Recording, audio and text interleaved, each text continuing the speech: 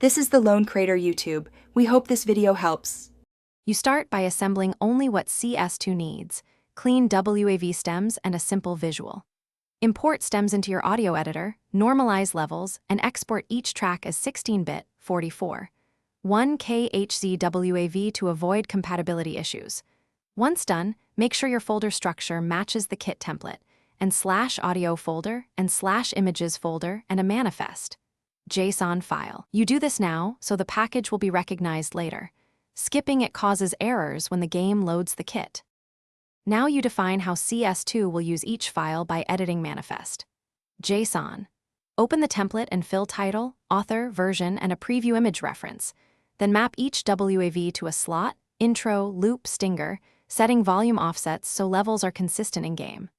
Once mappings are correct, add loop points or metadata for seamless playback and export a 256 by 256 PNG preview. Do this carefully because incorrect mappings or wrong loop markers are the most common causes of playback glitch. Finally, package and test your kit.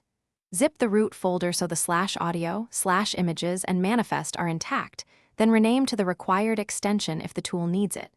Install locally or submit through the workshop, then immediately test in-game for level balance and seamless loops.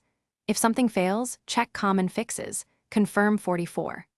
1K 16-bit WAVs, mono versus stereo expectations, exact file names, and valid JSON syntax in the manifest. This single troubleshooting tip resolves most problems. Thanks for watching. Consider subscribing if we helped you.